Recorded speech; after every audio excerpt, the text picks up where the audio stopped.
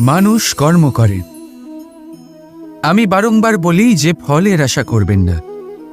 তাও মানুষ কোথাও না কোথাও নিজের কর্মের বদলে কোনো না কোনো ফলের আশা অবশ্যই রাখেন। কখনো তিনি সফল হন, কখনো অসফল। সেই জন্যই আমি বলি যে ফলের আশা কখনো রাখবেন না, কারণ সাফল্য বা অসফলতা মনের মধ্যে রাখলে কখনো কোনো লাভ হয় না। যদি সাফল্য মনের মধ্যে রাখেন তাহলে অহংকার জন্ম নেবে।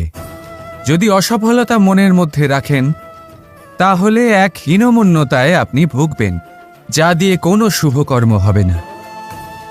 সেই জন্য শুধুই কর্ম করে যান, কর্মেই মগ্ন থাকুন। আর আসুন আমার সাথে ভালোবেসে বলুন, রাধা রাধা। জীবনের এই পথে এগোতে এগোতে আমরা কোথাও থেমে যাই। আমরা জানি না কেন। আমরা চেষ্টা করি যেন আমরা সামনে এগোতে পারি, কিন্তু এরকম হয় না। কি কারণ হতে পারে এর? আসুন আমি আপনাকে বোঝাই। মনে করুন আপনি কোনো রাস্তায় হাঁটছেন, আপনার পা মুচকে গেল, আপনি পায়ে আঘাত পেলেন। এখন এই আঘাত যদি আপনাকে পথ চলতে বাধা দেয় তখন আপনি থেমে যান। যদি আপনার ভাবনা চিন্তা ক্ষুদ্র হয় তাহলে আপনি জীবনে কখনোই এগোতে পারবেন না। ভেঙে যাওয়া কলম দিয়ে আপনি কখনো চিঠি লিখতে পারবেন না। ঠিক সেইভাবেই যদি আপনার মনে অন্যের জন্য হিংসা থাকে তাহলে আপনি আপনার নিজের ভাগ্য লিখতেই পারবেন না। কাজের প্রতি আলস্য আপনাকে কখনো ধনী হতে দেবেই না, আর ধনের প্রতি লোভ তা আপনাকে কখনো মহান হতে দেবে না। ছোট একটা কথা, কিন্তু এ হলো অত্যন্ত গুরুত্বপূর্ণ। ভাবনা চিন্তা অবশ্যই করুন, আর বোঝার চেষ্টা করুন সেটা যা আপনি বুঝতে চান। হতে পারে আপনি এমন কোনো পথ খুঁজে পেলেন যার ফলে আপনি কোনো খারাপ পথে যেতে যেতে থেমে গেলেন, বা আপনি এমন কোনো অর্থ খুঁজে পেলেন যা আপনাকে মহান হবার পথে অগ্রসর করে দিল। রাধা রাধা।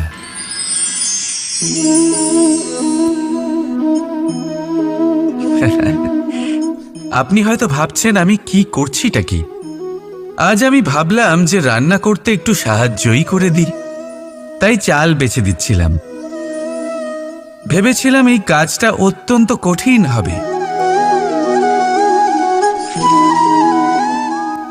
না, সহস্র ভালো চালের মধ্যে থেকে দুটো কাকুর বাছা শুধুমাত্র অভ্যেসের ব্যাপার। বাস্তবে কঠিন কাজ আর শিল্পকলা সেটাই যেখানে কয়েক হাজার কাকরের মধ্যে থেকে একটা রত্ন বের করতে হয়। এবারের সারমর্ম কি হতে পারে? সারমর্ম হলো এটাই, বড় তিনি হন না যিনি মানুষের মধ্যে খামতি বের করেন। মাহাত্ম্য তাতেই, শ্রেষ্ঠত্ব তাতেই যা অন্যের ভেতরে থাকা ভালো গুণগুলি বের করে তার সম্মুখে, এই সংসারের সম্মুখে প্রস্তুত করতে পারেন। আসুন আমার সাথে ভালোবেসে বলুন, রাধা রাধা। কোনো ব্যক্তির নির্মাণ হয় কিভাবে?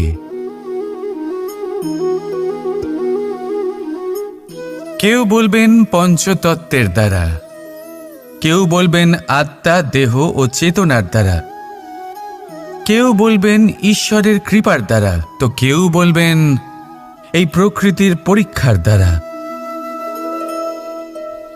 না, মানুষের নির্মাণ হয়ে থাকে বিশ্বাস দ্বারা। ব্যক্তি তখনই গড়ে ওঠেন যখন ব্যক্তিত্ব থাকে, ঠিক কিনা? আর ব্যক্তিত্ব তখনই হবে আর সেরকমই হবে যেরকম বিশ্বাস আপনি নিজের উপরে রাখবেন। যদি আপনি মনে করেন আপনি বিষের ন্যায় হবেন তাহলে আপনি বিষাক্তই হবেন। যদি আপনি এটা মনে করেন যে আপনি অমৃতের ন্যায় হবেন তাহলে আপনি অমরই হয়ে যাবেন। যদি আপনি নিজের উপরে বিশ্বাস রাখেন যে আপনি সংসারের সব থেকে উঁচু পর্বতের শিখরে পৌঁছতে পারবেন, তাহলে আপনি অবশ্যই পৌঁছবেন। যদি আপনার এরকম মনে হয় যে আপনি এরকম কখনো করতে পারবেন না, তাহলে এরকম কখনোই হবে না। ভেবে দেখবেন, বিশ্বাসের মধ্যেই বিশ্ব বাস করে থাকে। তো আপনার অস্তিত্ব কেন করবে না? যেমন বিশ্বাস আপনি নিজের উপরে রাখবেন, তেমনই আপনি হয়ে উঠবেন। সেই জন্য নিজের উপরে বিশ্বাস রাখুন। আর হ্যাঁ, ভালোবেসে বলুন, রাধা রাধা। এই সম্পর্ক হলো গুরু এবং শিষ্যের।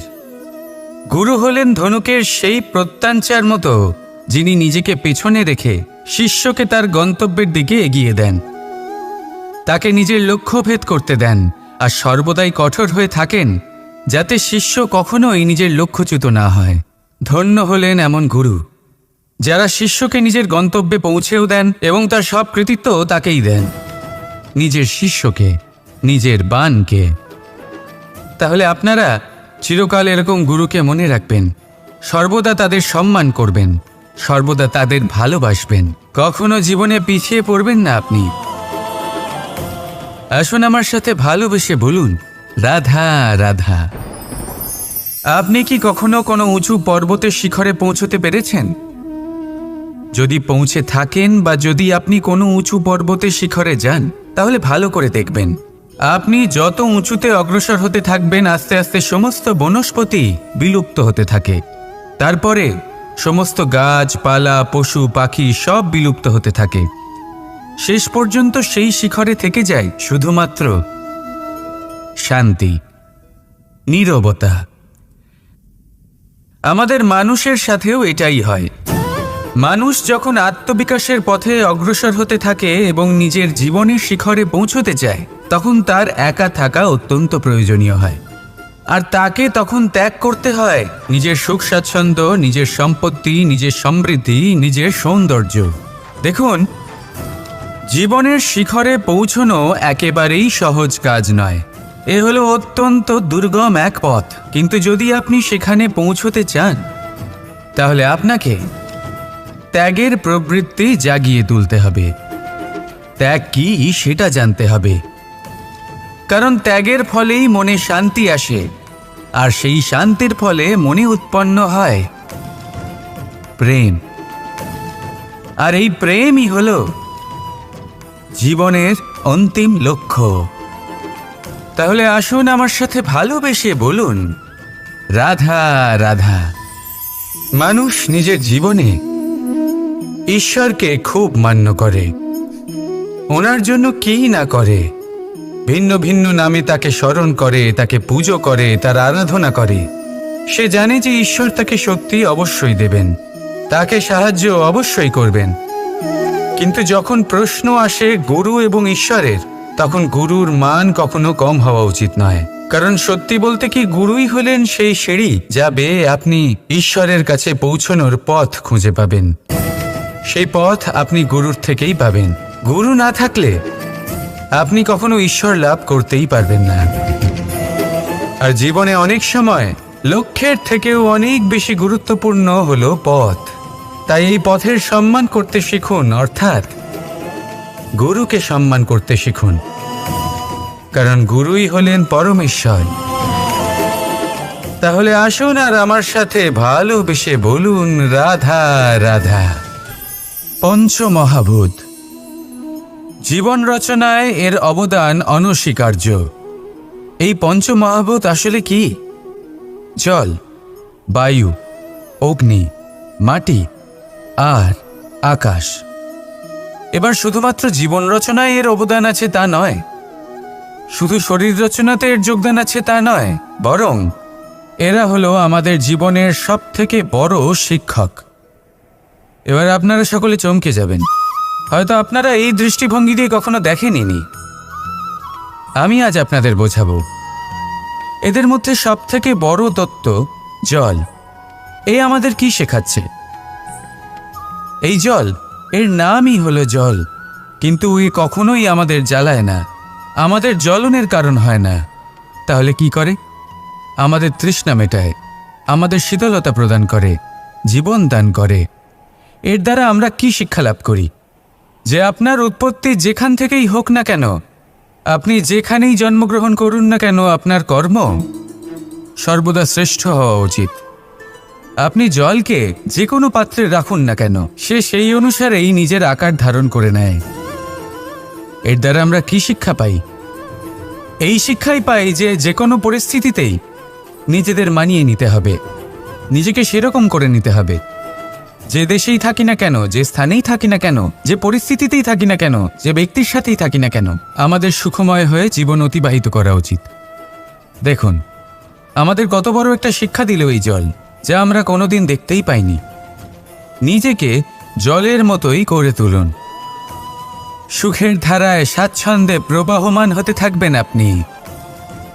নিজের আকারকে ভেঙে ফেলুন, নিজের সীমা লঙ্ঘন করুন। আপনি অবশ্যই একদিন মহানুভবতা অনুভব করবেন। তাহলে আসুন আর আমার সাথে ভালোবেসে বলুন, রাধা রাধা। আপনি কখনো কোনো পর্বতে চড়েছেন? কথায় আছে, যখন আমরা পর্বতারোহণ করি, ওপরে ওঠার সময় দুর্ঘটনার সম্ভাবনা কিছুটা কমে যায়। সেখানেই যখন পর্বত থেকে নিচে নামি, তখন দুর্ঘটনার সম্ভাবনা অত্যন্ত বৃদ্ধি পায়। অর্থাৎ নামার সময় আমাদের আরও ভারসাম্য বজায় রাখতে হয়, আরও সাবধানে থাকতে হয়, অর্থাৎ বিবেককে জাগিয়ে রাখতে হয়। এবার জীবনেও সাফল্যের পর্বত আরোহণের সাথে এটাই হয়। যখন আমরা সাফল্যের পর্বত আরোহণ করতে থাকি, তখন এমনিই আমাদের লক্ষ্য আমাদের গন্তব্যের দিকে থাকে।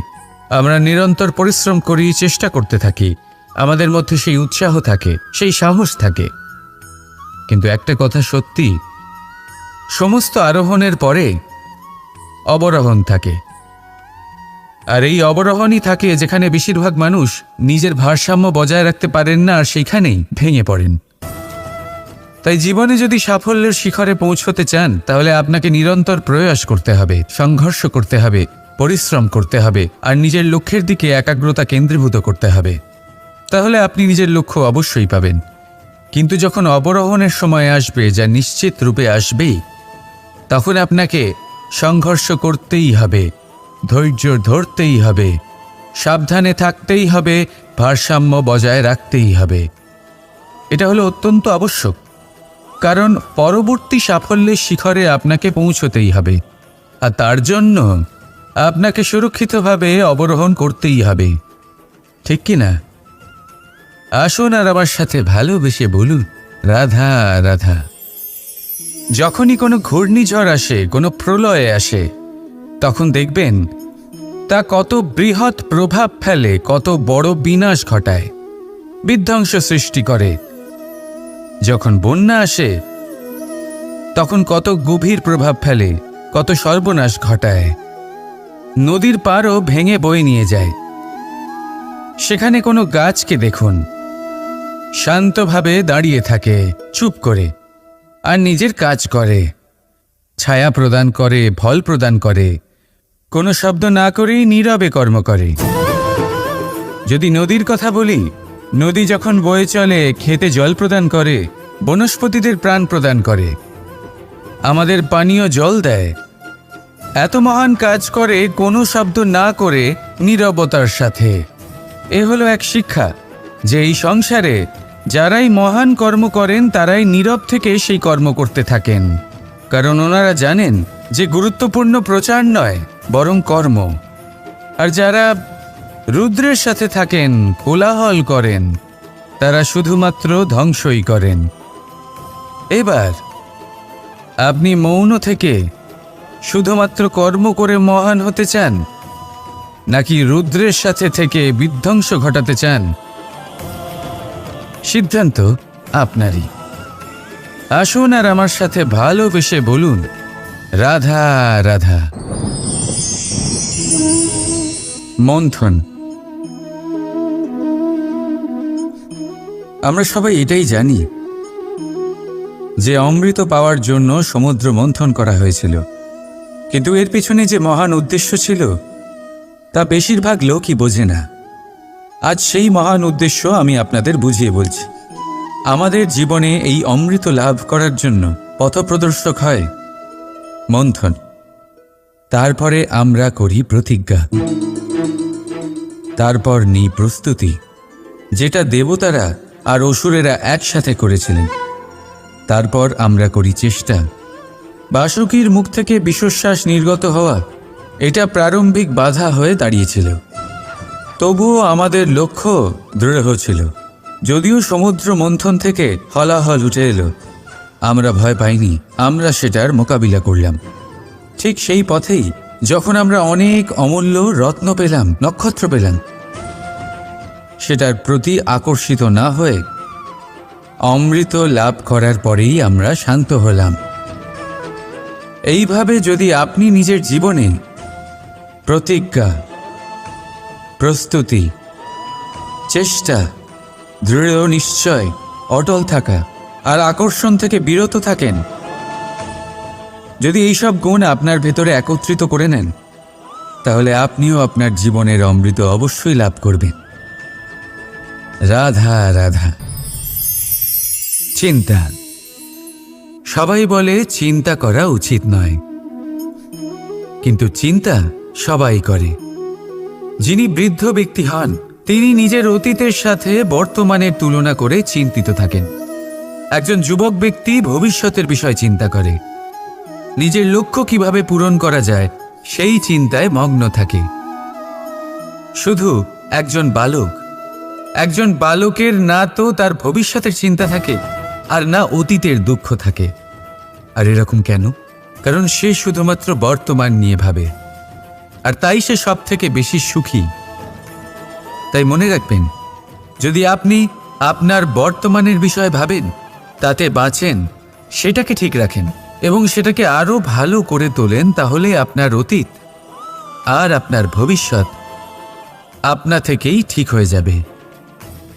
আসুন আমার সাথে ভালোবেসে বলুন, রাধা রাধা। সংসারে সব থেকে বড়, সব থেকে মহান কোন প্রাণী? এবার আপনাদের মধ্যে কেউ বলবে মানুষ, কেউ বলবে সিংহ, আর কেউ বলবে হস্তি। কিন্তু না, সংসারে সবচেয়ে মহান প্রাণী হলো বৃক্ষ। সেই বৃক্ষ যা আমাদের আহার করতে ফল দেয়, বাঁচার জন্য প্রাণ বায়ু দেয়, গরমে শীতল ছায়া দেয়, আর শুকিয়ে যাওয়ার পরও আমাদের জ্বালানোর জন্য কাঠ দিয়ে যায়। এবার আপনারা হয়তো ভাবছেন, আমি হঠাৎ বৃক্ষের গুণগান কেন গেয়ে চলেছি? আমার বলার উদ্দেশ্য ওই বৃক্ষের অনেক গভীরে, সেই বীজকে নিয়ে, যা আপনাকে না ফল দেয়, না ছায়া, আর না কাঠ। শুধু ভিজে মাটির নিচে সে লড়াই করতে থাকে, অঙ্কুরিত হয় মাটির নিচে একটি বৃক্ষকে আকার দেওয়ার জন্য। প্রদীপ কি? সাধারণ একটা মাটির পাত্র, কিন্তু জলবায়ু নিয়ে সে যখন জ্বলে, সমস্ত সংসারকে সে পথ দেখাতে থাকে, মহান হয়ে যায়। এবার বুঝলেন?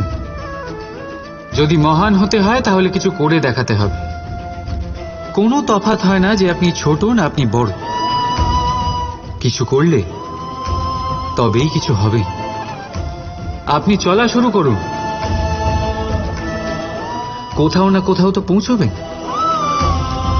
নিশ্চল বসে থাকলে কখনো কিচ্ছু হবে না।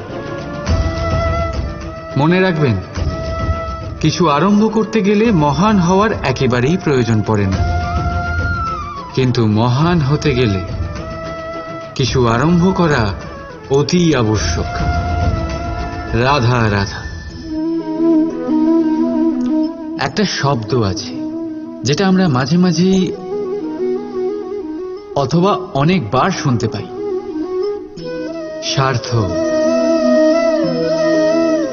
ওই ব্যক্তি স্বার্থপর, সে স্বার্থের জন্য খারাপ কাজ করে ফেলেছে, ইত্যাদি ইত্যাদি। সত্যি কথা বলতে কি, সংসার স্বার্থকে পাপ ভাবতে শুরু করেছে। কিন্তু স্বার্থ কি সত্যি ক্ষতিকর? না। স্বার্থ কথাটা এসেছে স থেকে, অর্থাৎ স্বয়ং থেকে, মানে যে কর্মে শুধু স্বয়ংয়ের অর্থ আছে, শুধু স্বয়ংয়ের কোনো লাভ আছে, সেটাই স্বার্থ। এবার প্রশ্ন এটাই হলো যে আপনার স্বটা কি? যদি আপনার স্বতে কেবল আপনি থাকেন তাহলে আপনি অবশ্যই স্বার্থপর। যদি আপনার স্বতে পরিবার থাকে তাহলে আপনি পারিবারিক। যদি আপনার স্বতে অন্য লোক থাকে তাহলে আপনি পরোপকারী। আর যদি আপনার স্বতে এই সংসার থাকে তাহলে আপনি পরমার্থী। তাহলে নিজের স্বার্থ থেকে দূরে যাবেন না, সেটার বিস্তার করুন। নিজের অস্তিত্বের বিস্তার করলে এই স্বার্থ নিজেই পরমার্থে পরিণত হবে। রাধা রাধা। আমি আপনাদের বলেছিলাম যে সংসারের সবথেকে বড় অস্ত্র আর সবথেকে বড় সম্বল হলো বন্ধুত্ব। কিন্তু এই বন্ধুত্ব কেমন হওয়া উচিত? বন্ধুত্ব হওয়া উচিত দুধে মেশানো জলের মতো। কিভাবে? দুধে যখন জল মেশানো হয় তখন সেই জল নিজেই দুধে পরিণত হয়। এবার ভাবুন, দুধের সাথে বন্ধুত্ব করে জলের গুরুত্ব কেমন বেড়ে গেল। তবে এখানেই কিন্তু এই গল্পের শেষ নয়। যখন দুধকে গরম করা হয় তখন জল নিজের বন্ধুত্ব পালন করে। জল নিজে আগে সেটার তাপ নেয়, নিজের অস্তিত্বকে বাষ্পে রূপান্তরিত করে আর দুধকে বাঁচিয়ে নেয়। আর তারপর জল বাষ্প হয়ে গেলে দুধ ফুটতে থাকে, সে পাত্র থেকে বেরিয়ে উপচে পড়ে। আর শান্ত তখনই হয় যখন তাতে আবার জল মেশানো হয়। অর্থাৎ বন্ধুত্ব সেটাই যা বন্ধুর অস্তিত্বকে বিস্তার করে। বন্ধুত্ব সেটাই যা বন্ধুর জন্য নিজের অস্তিত্ব জ্বালিয়ে দেয়। বন্ধুত্ব সেটাই যাতে সুখ আর দুঃখ দুটোই বন্ধুত্বের সাথে যুক্ত। তাহলে এমন বন্ধুত্ব করো যার সামনে কুবেরের ধনও কম পড়ে যায়। রাধা রাধা। ভুল আর মানুষ, এই দুইয়ের সম্পর্ক অবিচ্ছেদ্য। যেমন ডানা আর পক্ষী, যেমন ধারা আর নদী। যদি ভুল মানুষের স্বভাবের এক গুরুত্বপূর্ণ অংশ হয় তাহলে ভাবুন, এতে লজ্জা কিসের? এতে লজ্জিত হওয়ার কিছু নেই। সেইভাবে দেখতে গেলে ভুল আমাদের নিজেকে আরো উন্নত করার সুযোগ দেয়, নিজেকে আরো ভালো প্রদর্শন করার প্রেরণা দেয়। এখন আপনাদের মধ্যে কেউ এর সাথে সহমত নাও হতে পারেন, কেননা অনেকের দৃষ্টিতে ভুল দোষের জন্ম দেয়। দোষ অপরাধের, আর অপরাধের কোনো ক্ষমা নেই, শাস্তি পাওয়া উচিত। কিন্তু আপনি কি কখনো ভেবেছেন এরকম কেন হয়? এর কি কারণ? এর কারণ হলো ভুল স্বীকার করাকে এড়িয়ে যাওয়া। যদি আপনি কোনো ভুল করে স্বীকার না করেন তবে সেই ভুল দোষে পরিণত হয়, আর দোষ অপরাধে। তবে মনে রাখবেন, নিজের ভুল স্বীকার করা সেই ভুল সংশোধন করার পথে প্রথম পদক্ষেপ হয়ে দাঁড়ায়।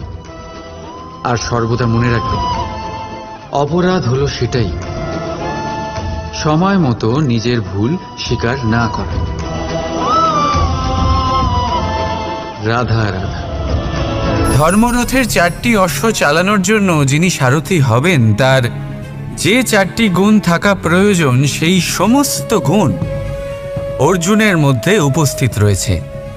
কর্মের শক্তি রয়েছে, ধর্মের প্রতি আসক্তি রয়েছে, জ্ঞানের অভিব্যক্তি রয়েছে এবং সমর্পণের ভক্তি রয়েছে। নিশ্চিত রূপে ধর্মরথে সারথি হবার জন্য অর্জুনই সব থেকে যোগ্য।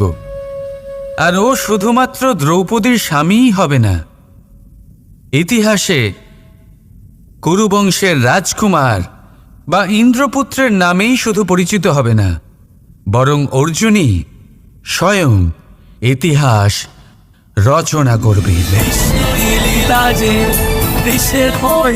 অর্জুনই হবে কৃষ্ণ সারথি।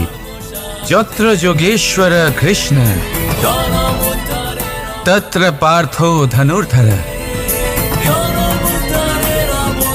তাহলে আসুন আর আমার সাথে ভালোবেসে বলুন, রাধা রাধা।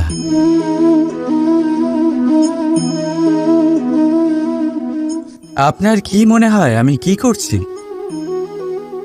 আপনি বলবেন আমি প্রদীপ জ্বালাচ্ছি।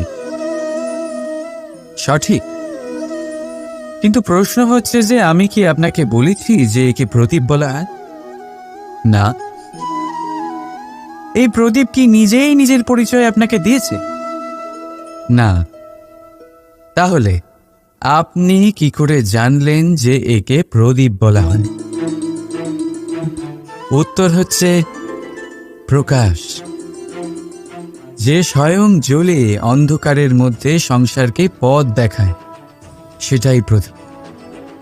যা নিরাশার মাঝে আশার আলো প্রদর্শন করে, সেটাই প্রদীপ।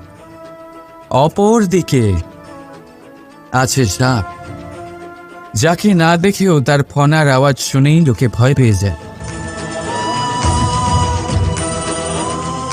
তার মানে ব্যক্তির পরিচয় তার কর্মের দ্বারা পাওয়া যায়। তাই আপনার এটা বলার প্রয়োজন নেই যে আপনার পরিচয় কি। এটা আপনার কর্মই নিশ্চিত করবে যে লোকে আপনাকে প্রদীপ ভেবে ভালোবাসবে নাকি সাপ ভেবে ভীত হয়ে থাকে। রাধা রাধা। সময় কত বিচিত্র হয়। সময় আমাদের পক্ষে থাকলে আমরা নিজেদের রাজা মনে করে নিই, আর সেই সময় যদি বিপক্ষে চলে যায় তাহলে নিঃস্ব হতে সময় লাগে না। তাই মানুষের একটা অভ্যেস আছে, খারাপ সময়ের জন্য কিছু সঞ্চয় করা। আত্মীয়, বন্ধু খারাপ সময় পাশ থেকে সরে যায়। যশ, মান প্রতিকূল সময় চিরস্থায়ী হয় না। তাই মানুষ মনে করে অর্থ সঞ্চয় করাই শ্রেয়। অর্থের কোনো হৃদয় নেই যা সময়ের সাথে পরিবর্তিত হবে। সংসার বলে সর্বদা অর্থ সঞ্চয় করতে থাকে। খারাপ সময় অবশ্যই কাজে লাগবে, কিন্তু আমি বলবো শুভ কর্ম করতে থাকুন, আনন্দে থাকুন, নিজের ওপর আর ঈশ্বরের ওপরে বিশ্বাস রাখুন। খারাপ সময় কখনো আসবেই না। রাধা রাধা। প্রকৃতি মানুষকে এক বিশেষ শক্তি দিয়েছে, অন্য জীবের থেকে বেশি শক্তি দিয়েছে। স্মরণ শক্তি। এই শক্তি মানুষকে অন্য জীবের থেকে ভিন্ন করে, ইতিহাস রচনা করার প্রেরণা দেয়, জ্ঞানকে বংশানুক্রমে এগিয়েও নিয়ে যায়। আর যারা ভুলে যান, অধিকাংশ সময় তারা উপহাস আর দয়ার পাত্র হয়ে যান। কিন্তু এটাই কি প্রকৃত রূপে সত্য? না। এই স্মরণ শক্তি মানুষের বিকাশের সব থেকে বড় বাধা হয়ে দাঁড়ায়। তার মনকে দূষিত করে দেয়। খারাপ অভিজ্ঞতা, কারোর করা বিশ্বাসঘাতকতা, কারোর কটাক্ষ বেশিরভাগ মানুষই ভুলতে পারেন না, আর তারপর প্রতিশোধ নিতে উদ্যত হন। প্রথমে সময় নষ্ট করেন প্রতিশোধের প্রস্তুতিতে, আর তারপর সময় নষ্ট করেন প্রতিশোধ নেওয়ার সুযোগ খুঁজতে। যদি সন্তুষ্টি পেতে চান, যদি জীবনে আনন্দ পেতে চান, তাহলে স্মরণ শক্তির সদ্ব্যবহার করুন। নিজের স্মরণ শক্তিকে চালনা করুন শুধুমাত্র ভালো কথা আর ভালো স্মৃতির দিকে। জীবনে আনন্দ পাবে। রাধা রাধা। মানুষ নিজের পরিবারের জন্য কত কিছুই না করে, দিন রাত পরিশ্রম করতে থাকে যাতে তার পরিবারের প্রয়োজন পূরণের জন্য অর্থ রোজগার করতে পারে। কিন্তু শুধু অর্থ রোজগার করাটাই কি যথেষ্ট? আপনি বলবেন হ্যাঁ, নিশ্চয়ই। অর্থ দিয়ে সব কিছু পাওয়া যায়, বিদ্যা পাওয়া যায়, বাড়ি পাওয়া যায়, ওষুধ পাওয়া যায়, আর কত কিছুই না পাওয়া যায়। এইসব একটা পর্যায় পর্যন্ত সঠিক, কিন্তু একটু মন দিয়ে ভেবে দেখুন, যখন কোনো শিশু অসুস্থ হয়ে পড়ে তখন সে ওই তিক্ত ওষুধ কেন খেয়ে নেয়? এই জন্য কারণ ওর পিতা সেই ওষুধ অর্থ দিয়ে কিনেছে? না, বরং এই জন্য কারণ তার পিতা যে তার সামনে দাঁড়িয়ে, তার ওপরে তার বিশ্বাস আছে। বিশ্বাস আছে যে উনি তার কিচ্ছু হতে দেবেন না। এই বিশ্বাস, এই সংস্কার, এই শিক্ষা কখনো অর্থ দিয়ে পাওয়া যায় না। এইটা পাওয়া যায় সেই সময় থেকে যা মাতা পিতা তাদের সন্তানের সাথে কাটিয়েছেন। তাই জীবনে অর্থ অবশ্যই উপার্জন করুন, কিন্তু নিজের পরিবারকেও সময় দিন, আনন্দ পাবে। রাধা রাধা। কখনো কোনো পাখিকে দেখেছেন? যখন তারা ডিম পাড়তে প্রস্তুত হয় তখন তারা সবচেয়ে আগে একটা স্থান খোঁজে, একটা স্থান যা বর্ষা, রৌদ্র আর শত্রুর থেকে সুরক্ষিত হয়। তারপর তারা বাসা তৈরি করে, তারপরেই ডিম পাড়ে। আর তারপর যখন সেই ডিম ফুটে তার সন্তানদের জন্ম হয়, সে তাদের খাবার খাওয়ায়, তাদের রক্ষণাবেক্ষণ করে। কিন্তু যখন তাদের ডানা গজায়, তখন না সে তাদের খাবার দেয় আর না তাদের বাসা বানাতে শেখায়। শুধুমাত্র তাদের উড়তে শেখায় সে। তারপর সেই বাচ্চারা আকাশে উড়তে শিখে নিজেরাই নিজেদের খাবার জোগাড় করতে শিখে যায়, নিজেরাই নিজেদের বাসা বানাতে শিখে যায়। আর আমরা মানুষেরা কি করি? আমাদের সন্তান বড় হয়ে যাওয়া সত্ত্বেও তাদের নিয়ে সর্বদা দুশ্চিন্তা করি। তার জন্য আমরা গৃহ নির্মাণের চেষ্টা করি। নিজের সন্তানকে আরও শক্তিশালী করে গড়ে তোলার বদলে তাকে আমরা দুর্বল করে দিই। জীবনে সেটাই করুন যা একটা পাখি করে। নিজের সন্তানকে আকাশে ওড়ার শিক্ষা দিন, সংস্কার দিন, আর একটা নির্দিষ্ট সময়ের পরে তাকে নিজের আকাশ নির্ধারণ করতে মুক্ত করে দিন। রাধা রাধা। সাগরে সেতু বাঁধার গল্প তো আপনারা নিশ্চয়ই শুনে থাকবেন। রামচন্দ্রের সেনাকে 100 যোজন সমুদ্র অতিক্রম করে লঙ্কায় আক্রমণ করতে হতো। সেতুকার নল আর নীল সেতু বাঁধার উপায় বের করল, কিন্তু প্রশ্ন ছিল সেতু বাঁধা কি করে হবে? সমুদ্র অত্যন্ত গভীর। কত পাথর দেওয়া হলে এই বিশাল সমুদ্র অতিক্রম করা সম্ভব হবে? তখন এক উপায় নির্ধারিত হলো। পাথরের ওপর লেখা হলো রামের নাম। আর যখন সেই পাথরগুলোকে সাগরে ফেলা হলো, সেগুলো ভাসতে লাগলো। এবারে কেউ বলবেন এটা রামচন্দ্রের নামের মহিমা, কেউ বলবেন এটা নারায়ণের কোনো জাদু। কিন্তু না, এটা রামচন্দ্রের সেই গুণ, ওনার ব্যক্তিত্বের সেই মহান দিক যা ওনার প্রতিনিধিত্ব করেছে। তাই সেই পাথরও সাগরে ভেসে ওঠে।